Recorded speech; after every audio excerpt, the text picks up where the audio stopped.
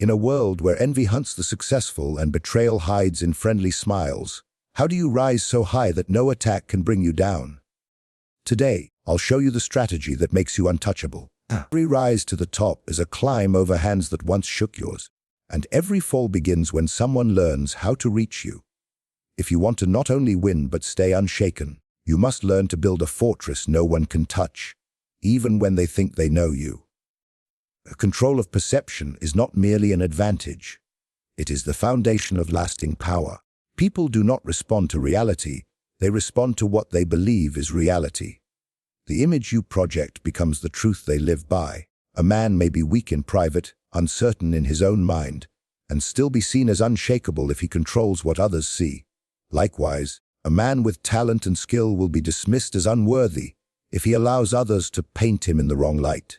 In every arena, politics, business, personal life, power begins with shaping the story they tell about you. Your appearance, your words, your silence, your mannerisms. All of these form the raw material from which others build their version of who you are. You must decide whether to let that process happen by accident or to take it into your own hands and sculpt it like an artist works with clay. When you take control, you are not lying. You are simply choosing which parts of the truth to illuminate and which to leave in shadow. The truth, in this sense, is irrelevant. Perception is stronger than truth because it governs decisions, and decisions shape the world around you. In any setting, the first step to controlling perception is to understand the current narrative about you. You must listen more than you speak. Observe how people react to your presence. Note what they say when they think you are not listening. The whispers behind your back are more revealing than the smiles to your face. This information is your starting point. Without it, you are building blindly. Once you know the story others are telling, you can begin to rewrite it. Rewriting perception is not done in a single grand gesture. Sudden changes create suspicion. People trust what evolves slowly before their eyes. They distrust what transforms overnight. If they see you as weak, begin by displaying small, undeniable examples of strength, not in words but in action. If they see you as arrogant, display moments of humility at the right times, not as a permanent change, but as a calculated display to soften their view. These adjustments must feel natural, as though they are the result of their own observation, not your deliberate design. When they believe they have discovered this new truth on their own, they will defend it more fiercely. The way you carry yourself in public becomes the architecture of your perception. Walk with purpose, never with haste. Look people in the eye just long enough to project confidence, then move your gaze to remind them you do not seek their approval. Choose your words with precision. Speak only when your voice adds weight to the moment. Even silence, if held with composure, can make you appear powerful. When others speak, listen intently, as though their words are valuable, even when they are not. Because this makes them feel respected, and people are less likely to attack what they feel respects them.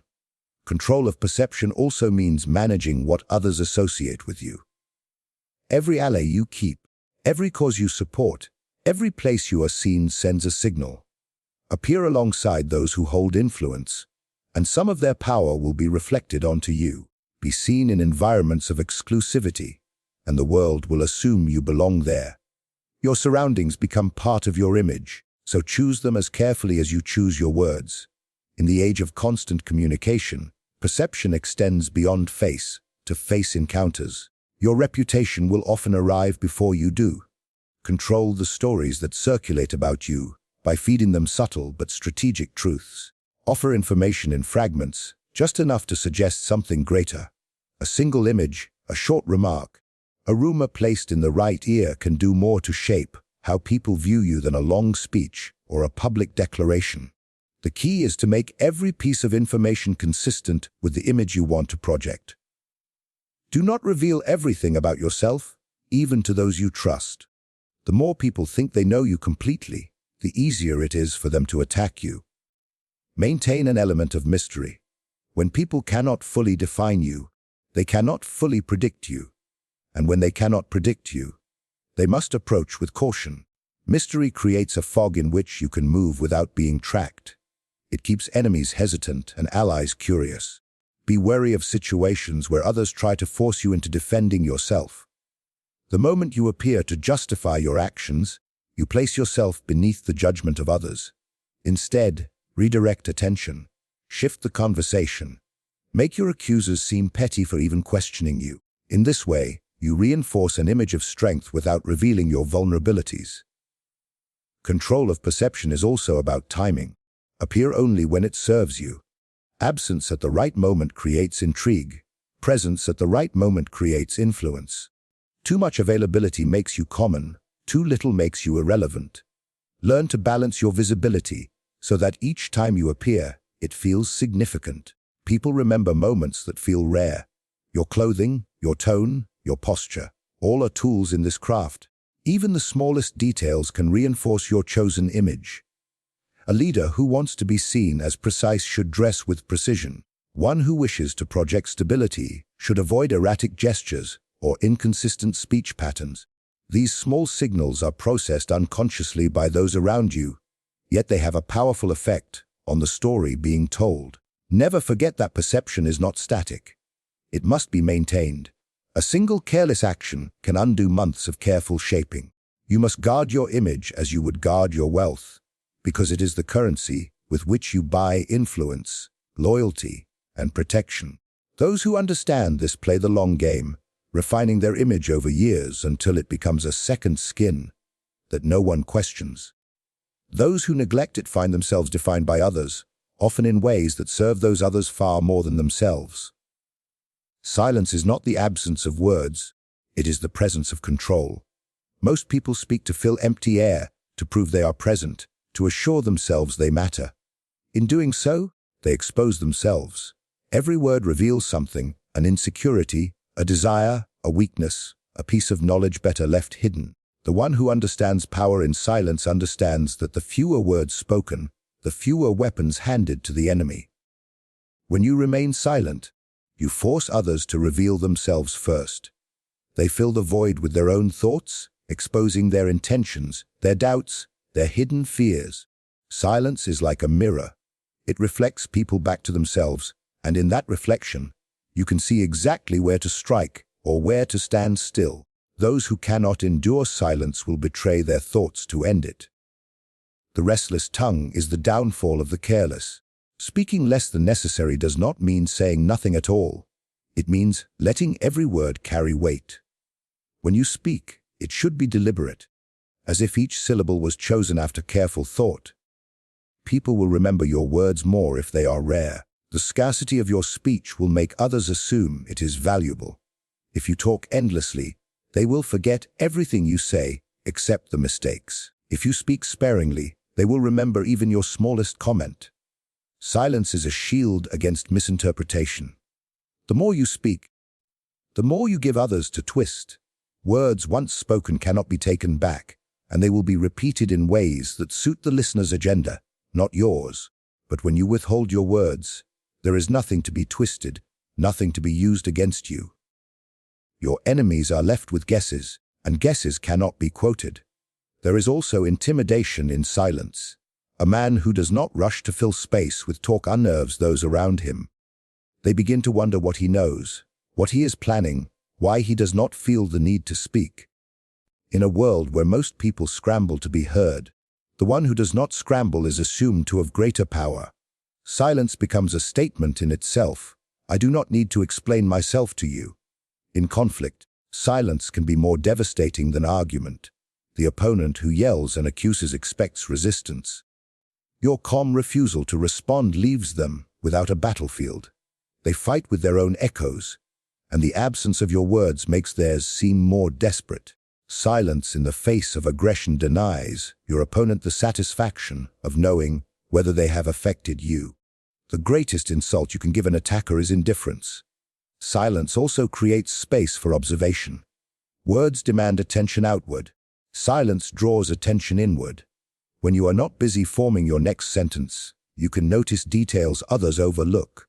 The hesitation in a voice, the shift of an eye, the tightening of a jaw. These small signals are openings you can later use to your advantage. A person who listens more than they speak gathers more weapons than a person who talks endlessly. In negotiations, silence is a weapon that forces concessions. When an offer is made, do not rush to respond. Let the weight of the moment settle. The other side, uncomfortable with the emptiness, will often speak again, filling the silence with better terms or revealing their limits. Silence in these moments is not passivity. It is pressure applied without words. But silence must be strategic. To withdraw your voice entirely makes you seem distant, cold, or disengaged. You must choose when to speak and when not to, shaping the rhythm of interaction so that your absence from the conversation is felt as much as your presence. Too much silence and people may stop addressing you. Too little, and they will stop listening. The power in silence is magnified when paired with controlled expression. If you remain silent but your face betrays your thoughts, the silence loses its strength. A neutral, unreadable expression holds others in suspense. They will project their own fears and hopes onto your stillness, often imagining intentions far grander or more dangerous than you actually hold. This imagined image can work in your favor, giving you more influence without you having to prove anything. You must also understand that silence is not always nonverbal. Withholding information is a form of silence. There is no obligation to share everything you know, even with allies. In fact, keeping certain truths to yourself ensures that you remain the only one capable of acting on them fully. Information is power, and the more selective you are in releasing it, the more valuable your role becomes to those around you. Silence can also protect you from traps. Many provocations are designed to make you react immediately, to lure you into saying something in the heat of the moment that will be used against you later. The disciplined silence that follows provocation denies your opponent their victory. By refusing to speak when your emotions are stirred, you ensure that your actions remain calculated rather than impulsive. In personal relationships, silence can create a balance of control. If you do not rush to fill every pause, others will begin to seek your approval, to ask your thoughts, to work harder to keep your attention. They will interpret your quiet as a sign that their words or actions must meet a certain standard to earn a response.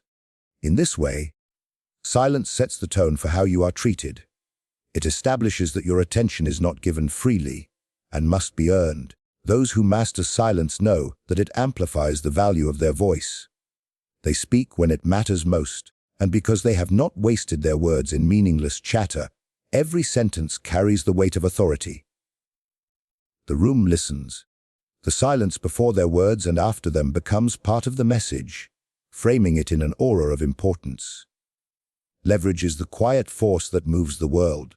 It is the invisible hand that shifts decisions, bends loyalties, and tilts the balance of power without a visible push. Strength alone will not secure your position. It is leverage that ensures others serve your interests, even when they have the means to oppose you. To master leverage is to understand that every person, no matter how independent they appear, is tied to something. A need, a fear, an ambition, a weakness. And that by holding the right thread, you can guide their movements without them, realizing they are being guided. The foundation of leverage is knowledge. You cannot influence what you do not understand. Observation must be constant, not only in moments of negotiation or conflict, but in casual conversation, in the smallest interactions. People reveal themselves in fragments, an offhand complaint, a glance toward someone they resent, an admission disguised as a joke. You must collect these fragments and assemble them into a map of their desires and vulnerabilities. This is not about gathering information for the sake of gossip. It is about finding the points of influence that can be pressed when needed. Once you identify what someone values most, you can begin to make yourself a part of it. If they crave recognition, be the one who praises them in the right circles. If they fear isolation, position yourself as the connection they cannot afford to lose. If they value financial gain, open paths to opportunity that run through you. By attaching yourself to what they want most, you become not just useful but essential. And the essential are rarely attacked directly, for to harm them is to harm oneself. Leverage does not always come from giving. It can also come from restraint. If you know what someone wants and you control access to it, you can influence their behavior without saying a word. A withheld opportunity can motivate more obedience than a given reward. The tension of waiting, the fear of losing a chance, can make a person shape their actions to please you without you having to demand it. Fear is also a potent form of leverage, though it must be applied with precision. To inspire fear is not to openly threaten. Open threats can provoke resistance. True fear comes from uncertainty, from knowing you could act but not knowing when or how you will act. When someone believes you have the power to damage them, in ways they cannot prevent or predict, they will tread carefully around you. This fear does not have to come from personal strength. It can be borrowed from alliances, from influence, from secrets that would harm them if revealed. Relationships themselves are tools of leverage. A single person may resist you, but a group bound together by mutual interest or loyalty to you becomes a network of influence. If you provide benefits to multiple individuals who are connected to one another, they will work collectively to keep you in your position, because your fall would disrupt the balance that benefits them. In such a network, even those who dislike you may defend you, for your removal would threaten their own stability. The art of leverage also lies in balance. Push too hard, and you risk breaking the connection. Hold too loosely, and your influence fades. A skilled manipulator keeps tension without causing rebellion. They allow just enough freedom for others to feel in control, even while their choices are being subtly directed. This illusion of independence is crucial. People will resist obvious control, but they will follow a path they believe they chose themselves. Leverage can be built on tangible resources, money, access, protection, but the most enduring leverage comes from intangible ones. Loyalty, gratitude, trust, and fear of loss can hold stronger than chains. A debt of honor can be more binding than a written contract. The sense that one's future is tied to yours can keep an ally in place long after the original benefit has been delivered. You must also learn to protect your leverage. Once someone realizes they are being influenced, they will try to remove your hold over them. This is why leverage should be subtle, hidden beneath layers of mutual benefit. Make them believe the arrangement is natural, that they need you as much as you might need them. If they think the advantage lies entirely with them, they will not work to dismantle it. In conflict, leverage can resolve matters before they escalate.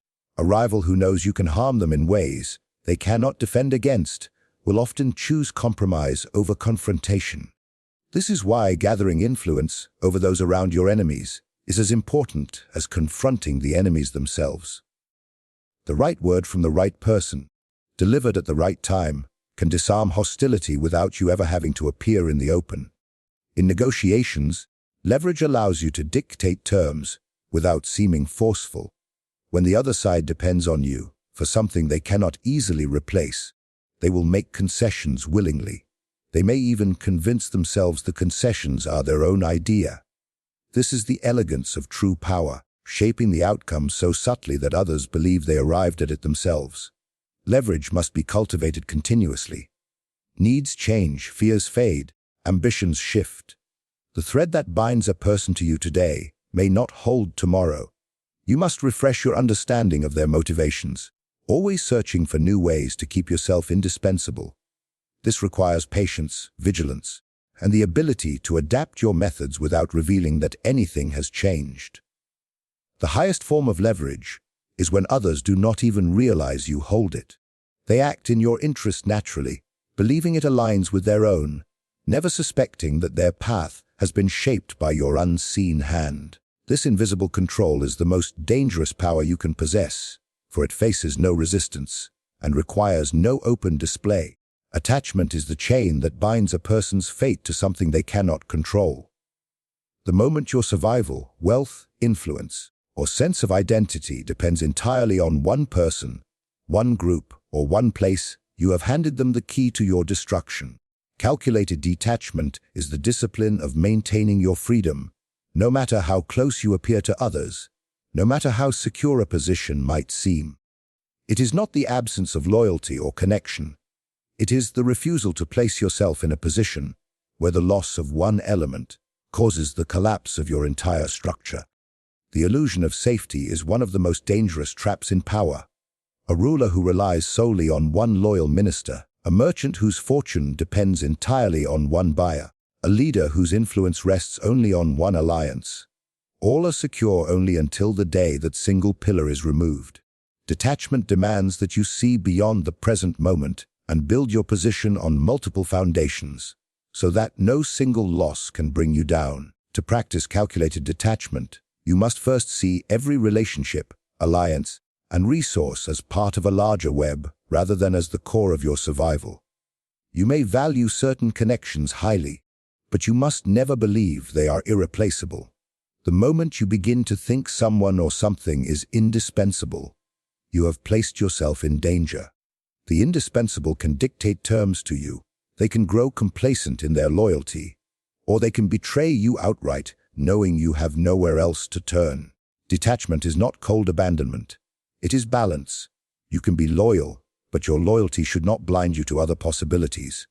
You can trust, but never to the extent that you stop preparing for betrayal. You can commit to an alliance, but never in such a way that it becomes the only bridge across the river.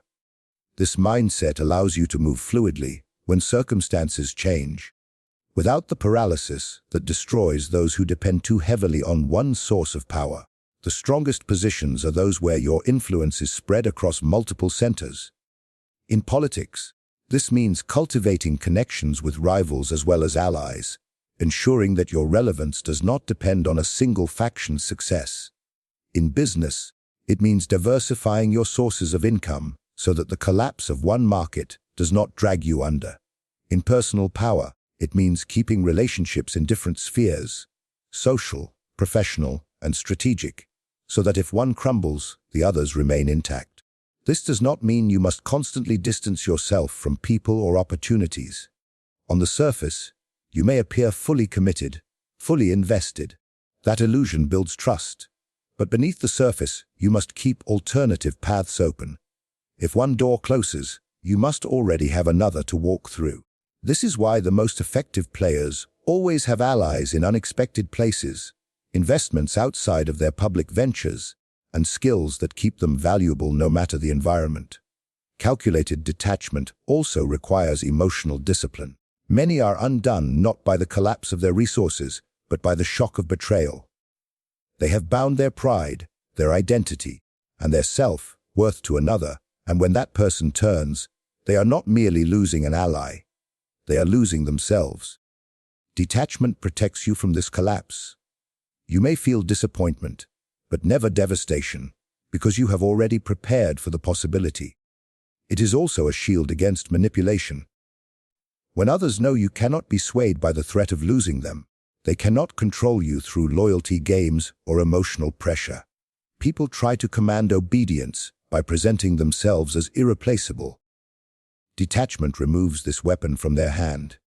When they realize you will walk away rather than be ruled, they must either negotiate on equal terms or lose their influence over you entirely. Detachment is not the same as isolation. The isolated man is weak because he has no one to call upon. The detached man is strong because he can call upon many without being tied to any single one. You must be able to step into any room, deal with any faction, and withdraw without loss if the situation turns. This mobility makes you unpredictable and difficult to corner. The art of detachment also extends to opportunities. The desperate man who must take the first offer is at the mercy of those who make it. The detached man can walk away, knowing there will be others. By refusing to cling too tightly to a single chance, you increase your ability to negotiate, to demand better terms, to avoid the traps hidden in offers that seem too generous. Calculated detachment can even be maintained in the closest of relationships. Affection does not have to mean dependency. You can love, you can respect, but you must keep a part of yourself reserved, a part that belongs to you alone.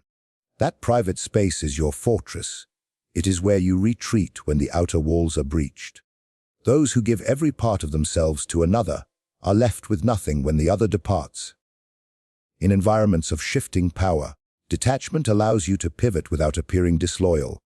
When one faction falls, you can align with another without hesitation, because you never gave the first your entire hand.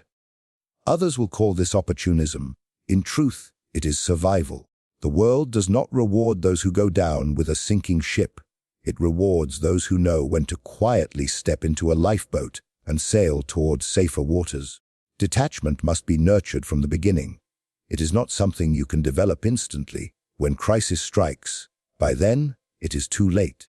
From your first steps in any relationship or venture, you must keep your awareness sharp, always noting where your vulnerabilities lie, always seeking to reduce the points where a single blow could topple you. This means you must sometimes make decisions that appear strange to others, declining offers that seem advantageous, maintaining ties with people who seem unnecessary, dividing your time and energy across different pursuits, when focusing on one would seem more efficient. These are the small investments that keep you untouchable when the ground shifts beneath others. Hesitation is the enemy of power. The moment a decision is made to act, every second of delay drains strength from that action. The world belongs to those who move with speed and finality when the time comes. To strike decisively is to remove doubt not only from yourself, but from everyone watching, including your enemies. The swiftness of the blow creates the illusion that it was inevitable, leaving no room for resistance to gather. A decisive strike is not reckless. It is prepared in silence, in shadows, with patience that makes the moment of action appear sudden. The greatest tacticians move as if nothing is about to happen until everything happens at once. This element of surprise magnifies the effect of the strike because it denies the opponent the most valuable resource, time to prepare. A slow enemy is an enemy you can crush. A prepared enemy is one who can wound you even in defeat. To strike decisively requires clarity of purpose. You must know exactly what outcome you seek before you move. The indecisive man swings wildly, hitting nothing with precision. The calculated man delivers a single blow in the exact place. It will cause the collapse of the entire structure. This is why observation and planning are not luxuries. They are necessities. The moment you strike is not the time to be learning about your target. It is the time to apply what you already know. Speed is not just physical. It is psychological. The mind that acts faster than others can dominate them before they realize what is happening. By moving quickly, you throw your opponent into a reactive state. They are no longer thinking strategically. They are scrambling. Scrambling leads to mistakes, and mistakes open the way for you to press your advantage further. The first moments of your strike are the most important, because in those moments, perception is formed. If your action appears strong, certain, and unavoidable, it will take on the air of legitimacy, making resistance seem not only futile but foolish. A decisive strike also eliminates the danger of drawn-out conflict. The longer a battle lasts, the more time there is for alliances to shift, for weaknesses to be discovered, for others to intervene. A prolonged fight drains resources and attention. By ending the matter swiftly, you deny your enemies the chance to rally. One clean, unanswerable move is worth far more than 100 cautious steps that stretch over months. The moment you decide to strike is the moment you must commit fully. Half measures invite counterattacks. A weak blow only alerts your opponent to your intentions, giving them time to recover and retaliate. If you move, you must move in such a way that the matter is finished in one motion. This is true whether the strike is physical, political, or strategic. A rival removed halfway is still a rival. A threat silenced partially is still a threat. You must leave no ability for the danger to rise again. Striking decisively also sends a message to others. It shows that you are not to be tested lightly. People learn from what they witness. If they see that you act with speed and finality when crossed, they will think carefully before challenging you in the future. A single decisive act can prevent a dozen future conflicts. It becomes part of your reputation, an unspoken warning that those who move against you may not have the luxury of a second chance. However, the power of a decisive strike depends entirely on timing. Act too soon, and you may hit before the target is fully exposed. Act too late, and the opportunity will have passed or the enemy will have fortified themselves against you. The skill lies in waiting until the precise moment when the blow will land with maximum effect. This requires patience and discipline, the same patience that allows you to seem calm while you are preparing the storm. Preparation is the hidden half of decisive action. The public sees only the speed of the strike. They do not see the days, weeks, or months of positioning that made it possible. You must gather resources, build alliances, identify weak points, and create escape routes in case of unexpected complications. By the time the strike comes, you must already have accounted for the likely outcomes. This preparation ensures that when the moment arrives, there is no hesitation, no confusion, only execution. A decisive strike is also an act of psychological dominance. It tells the world that you are not merely reacting to events, but shaping them. Those who act without hesitation project confidence, and confidence itself can become a weapon. People follow decisiveness, even if they do not fully understand the reason for the action, because it signals strength. In contrast, hesitation breeds doubt, and doubt erodes authority faster than defeat. Even in subtle matters, decisiveness matters. Ending an alliance, removing an untrustworthy subordinate, seizing an opportunity before others can, all are forms of striking. Delay in such decisions allows problems to deepen, competitors to grow bolder, and opportunities to vanish. The ability to recognize when hesitation will cost more than action is the mark of someone who will always stay ahead of slower rivals. Decisiveness must also be controlled. The man who strikes at everything is no more powerful than the man who strikes at nothing, for his blows lose meaning. Each action must be chosen carefully, so that when you move, it carries weight. People must believe that when you act, you do so because it is necessary and unavoidable. This belief will make them view your decisions as both inevitable and justified, even when they are self-serving. When the strike is made, you must not look back. Regret invites weakness. Questioning the move after it is executed undermines its authority and gives hope to those who might challenge it. The outward appearance must always be that the action was correct, even if you see flaws in hindsight. Power is not maintained by admitting uncertainty. It is maintained by projecting certainty, especially in the moments after decisive action has been taken. In the game of power, the untouchable are not born, they are built. They control how they are seen, speak only when it strengthens their position, hold the levers of influence, remain free from dangerous dependence, and act with precision when the moment demands it. These are not just strategies, they are the foundations of survival in a world where weakness is hunted. If you want to rise above betrayal, envy, and the chaos of shifting loyalties, these lessons are your armor. Subscribe now and step into a world of powerful stories that sharpen your mind and strengthen your will to win.